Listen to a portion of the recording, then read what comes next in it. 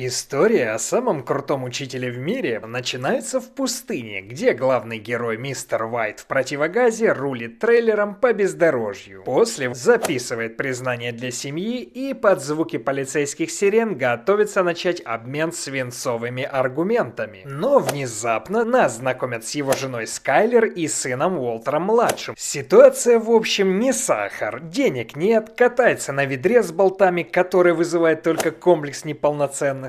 Но вот на вечеринке в честь юбилея его свояк Хэнк сеет семена для шикарной жизни, хвастаясь, как он поймал ОПГ-алхимиков, которые производили вредные для здоровья кристаллы. Чуть погодя выясняется, что у химика образовались серьезные траблы с легкими и начал действовать дебаф недуг Константина. Химик увольняется с громким треском и отправляет на 3 веселые буквы румынского владельца мойки Бориса. Уолтер принимает решение посмотреть поближе на лабораторию и соглашается на сказанное в шутку предложение Хэнка пойти на задержание. ОБН пакует любителя химии по имени Эмилио, который является напарником бывшего ученика Уолтера Джесси. Вечером химик приходит к капитану и говорит, что тот знает бизнес, а он знает химию, и не выдаст его своему свояку, если тот согласится снова заниматься химией вместе. На следующий день Уолтер тихо лутает в своей школе оборудование и приезжает к Пинкману. Но вот проблема. Где готовить? Капитан предлагает купить трейлер, и химик отдает ему все свои деньги. И вот парни производят свою бурду, которая оказалась истинным бриллиантом. Капитан тулит к местному барыге, чтобы предложить делать бизнес вместе. Но вот беда, самого Эмилио выпустили под залог, и те заподозрили в Джесси предателя. От страха капитан привел парней на точку, где они экспериментировали. Подозревая подставу, горячие мексиканские парни готовятся начать разговор на повышенных децибелах. Уолтер уходит в отрицалово и просит пощадить их в обмен на то, что он научит кухарить такой же качественный продукт. Но все это оказалось искусным обманом, и химик устроил мексиканцам ловушку с газом, который выводит тех из игры за считанные секунды. Да вот беда, Эмилио по неосторожности выбросил самокрутку на и без того выгоревшую траву, из-за чего начался пожар. И вот нас возвращают к началу серии, где главный герой слышит сирену и не решается что-то сделать. Благо, это оказались спасатели, которые ехали тушить пожар. И под веселую музычку Уолтер вытаскивает из стиралки первые денежки, которые были у Крейзи 8, и ложится спать. А на вопрос жены, где он был, он морозится, и она говорит, что не любит, когда он с ней не разговаривает. Серия заканчивается ласками и нежностями, но это уже не для Ютуба.